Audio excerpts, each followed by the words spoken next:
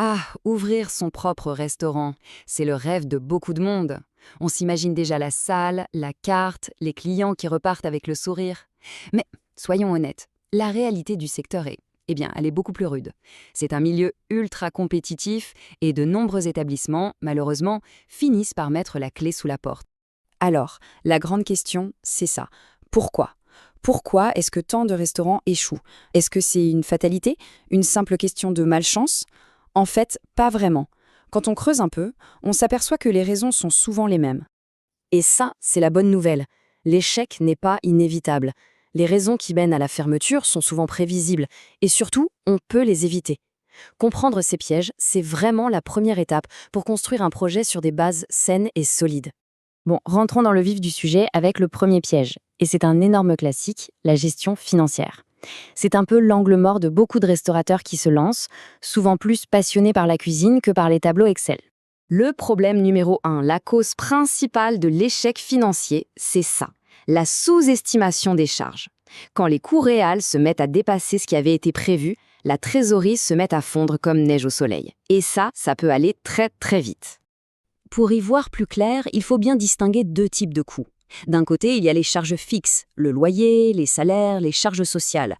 Celles-là, elles tombent tous les mois, que le resto soit plein ou vide.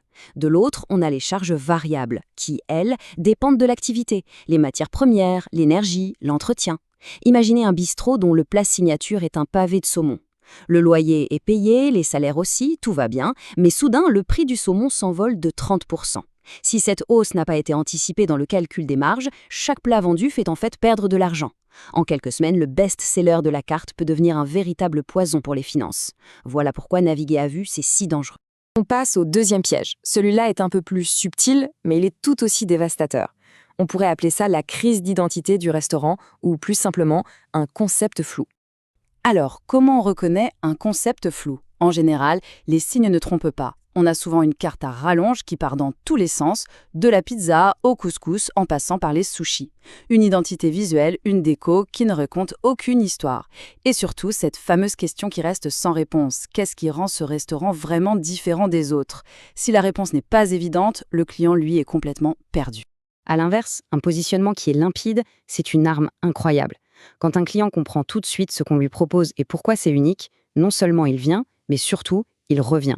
C'est simple, la clarté, ça crée la confiance, et la confiance, ça crée la fidélité. Alors comment on fait pour construire cette clarté? Eh bien, tout repose sur la cohérence entre ces 4 piliers.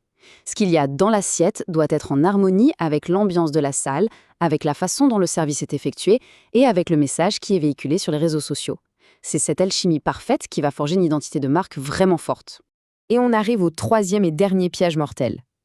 C'est de penser que bien cuisiner, ça suffit.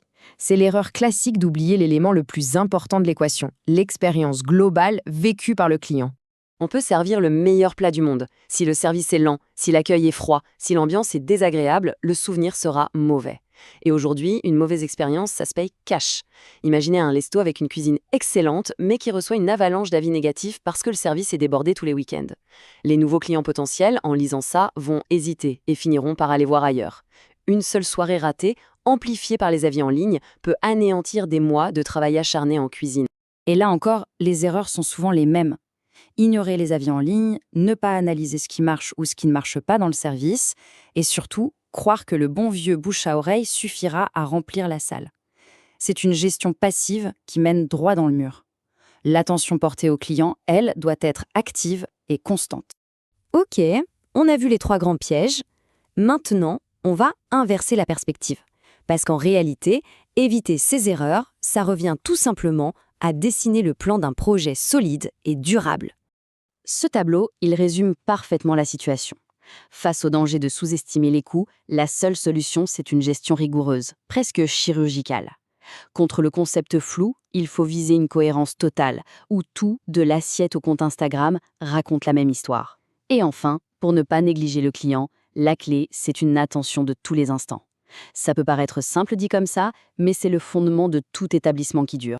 Finalement, ce qu'il faut retenir, c'est peut-être cette idée. Il n'y a pas de recette magique, pas de formule secrète. Le succès dans la restauration, le vrai, celui qui dure, ce n'est pas le fruit du hasard. C'est le résultat d'une discipline de fer au quotidien, d'une rigueur et d'une passion sans faille pour le métier. Voilà une pensée à méditer.